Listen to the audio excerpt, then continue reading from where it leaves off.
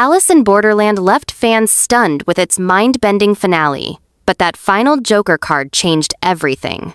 Just when we thought the games were over, a new layer of mystery emerged, hinting that the story is far from finished.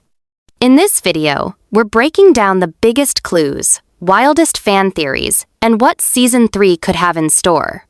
From memory resets to hidden limbos, and the true meaning of the Joker, here's everything we know and everything we suspect about what's coming next. With Season 2 ending in a way that appeared to close the main story arc, many assumed Alice in Borderland had wrapped up. However, one final detail the Joker card revealed in the closing shot suggests the game may not be over. Arisu and most of the core characters were shown waking up in what seemed like the real world, with no memory of each other or their shared experiences. Arisu alone appeared to retain a vague awareness of something more, subtly hinted at through his interaction with Usagi and the moment he notices the mysterious Joker card in the garden. This card, placed deliberately in the final scene, signals that a new layer of the narrative may be unfolding. The show gave us a nearly full-circle ending, with characters returning to their lives after supposedly surviving the meteorite strike. We, the viewers, were led to believe the Borderland was merely a liminal space between life and death. But the music, cinematography, and symbolic cues in the final moments didn't quite align with a neat conclusion. The Joker card hovering on that table, with all the other face and number cards blown away, presents a puzzle piece that doesn't quite fit unless there's more to be revealed in Season 3. This sets the stage for theories suggesting that the reality we see the characters return to isn't real, or, at least, not entirely. Given their lack of memories, the relationships they formed during the deadly games are effectively erased, but small moments hint at something deeper, like Usagi reacting to Arisu as if she remembers him, even if she can't place it. Season 3 could explore a storyline where these memories resurface over time, either through emotional resonance or shared trauma. The Joker card's symbolism is central to many fan theories. In the manga, the Joker appears briefly and enigmatically, with some interpretations placing him as a guide or ferryman figure, similar to those in Buddhist mythology, particularly the Sanzu River, which souls must cross after death. Depending on the life they led, individuals cross different parts of the river, determining the nature of their afterlife. If Season 3 follows this concept, then the real world Arisu and the others return to could be another layer of limbo, overseen by the Joker as a giddier, perhaps a trickster, godlike presence. If the characters are still caught in a Borderland-like limbo, this opens the door to new trials or paths they must take to finally reach peace. It also sets up a scenario where the Joker begins to interfere or manipulate this new reality, potentially drawing them back into games, whether mentally, emotionally, or physically. Another twist could be that the Joker infiltrates the real world, turning it into a new kind of game board, where nothing is quite as it seems. This would mean that Arisu, Usagi, Chishiya, Kuina, Naragi, Aguni, and others would once again be pulled into conflict, only this time they wouldn't remember why they feel drawn to one another, or what they've already survived together. Their character arcs would essentially reset, allowing the show to rebuild their relationships from scratch, while inserting flashbacks or dreamlike memories that slowly reassemble their past. It's a compelling storytelling device that allows emotional payoffs to be re-earned while deepening the mystery. If we analyze the Joker card outside of the manga or Borderland mythology, its tarot equivalent represents both beginnings and endings. It's a wild card, symbolizing chaos, unpredictability, and transformation. This interpretation aligns perfectly with the ambiguity left at the end of Season 2. Anything could happen next. The game isn't over, the rules have changed, and the Joker doesn't play fair. Another potential direction for Season 3 could be the introduction of new players entirely. While Arisu and company were our primary lens through the Borderland, nothing says the story must remain centered on them. The idea of other people trapped between life and death, struggling through their own set of games, opens the possibility of an anthology-style arc or parallel storyline. These new players might intersect with Arisu's group or perhaps compete in a completely separate cycle influenced by the Joker. Season 3's biggest question isn't just whether Arisu and his friends are still alive or still in the Borderland, but rather whether any of what we've seen is actually real.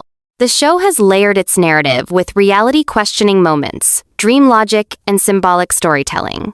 The idea that their current world is just another illusion could completely reframe the stakes. Production-wise, Season 3 has faced its own set of hurdles. Although Netflix officially confirmed a third season on September 27, 2023, development has been slower than anticipated. Initially, filming was expected to run from September 2023 through February 2024, based on casting calls issued by production company Robot Communications. However, delays in updates, a lack of trailers, and the disappearance of producer Akira Mori from social media have left fans with more questions than answers.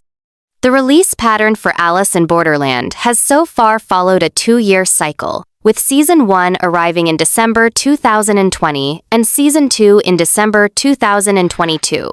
If this pattern continues, and considering production setbacks, a 2025 release seems likely though, probably not before the latter part of the year.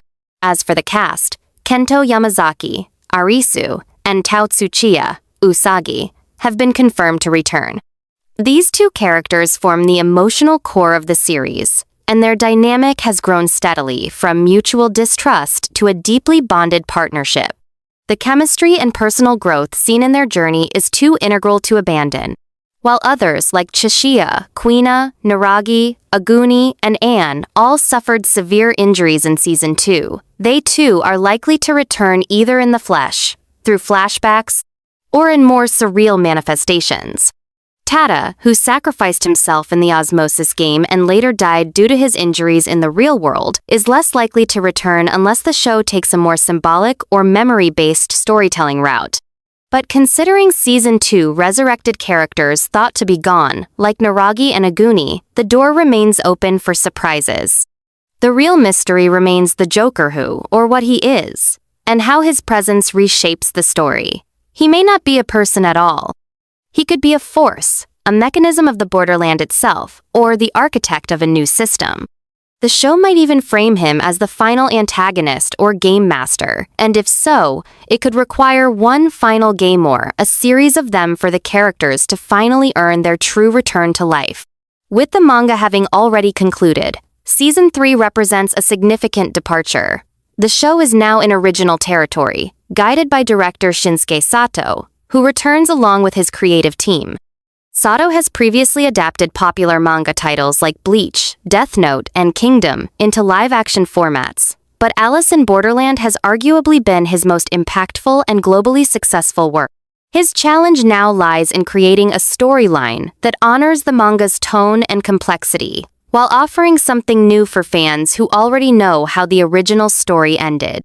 Season 2 adapted the manga's final chapters, wrapping up key character arcs and resolving major plot points. Season 3 has to find a way to extend that universe without feeling like an unnecessary add-on. So far, the show has proven adept at balancing psychological tension, action-heavy sequences, emotional depth, and philosophical undertones. Season 3 has the potential to delve even deeper into these themes, especially if the Joker's presence introduces new philosophical dilemmas about identity, memory, free will, and the boundaries between life and death. Another speculation is whether the real world we saw the characters return to is an entirely new layer of the game. Could it be a simulation? A second tier of limbo? Is it possible that even dying in the real world like Tada did only resets your position in a new version of the Borderland? Perhaps the Joker oversees this recursive cycle, making him more akin to a god of the game than a mere antagonist.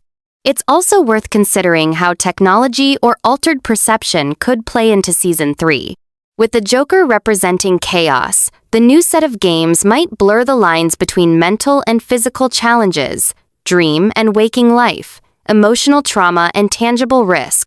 This would give the show an opportunity to introduce more psychological horror and existential puzzles, elevating the danger in more nuanced ways than pure survival games. Another avenue Season 3 could explore is whether Arisu and Usagi regain their memories slowly through recurring dreams, déjà vu, or clues they begin to notice in the real world. These reawakened memories could pull them back into action not because they're forced to play, but because they need answers.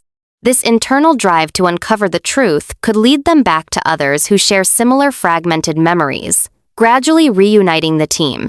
Parallel storylines could also come into play. While Arisu and his group try to understand their new existence, we might be introduced to a fresh set of players inside a new iteration of the Borderland. Their games, trials, and losses could provide emotional parallels to what our original cast experienced.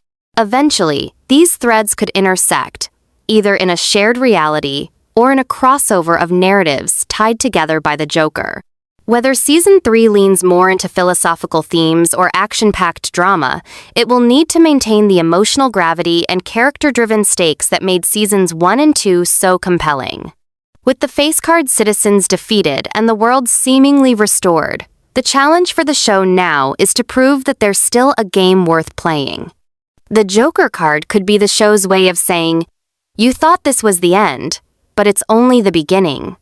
There are a few Netflix originals that have managed to grip international audiences like Alice in Borderland. With its unique blend of high-stakes survival, existential reflection, and visual storytelling, the series carved a niche comparable to global hits like Squid Game and Dark. The Joker's arrival ensures that we're not done yet, and if executed well, Season 3 could elevate the series beyond its manga roots into a truly original sci-fi masterpiece. And that wraps up all the biggest clues and theories we've uncovered about Alice in Borderland Season 3. The appearance of the Joker card has opened the door to endless possibilities, and it's clear the story is far from over. If you enjoyed the video and want more deep dives like this, feel free to like, share, and subscribe. Thanks for watching, and stay tuned for more twists from the Borderland.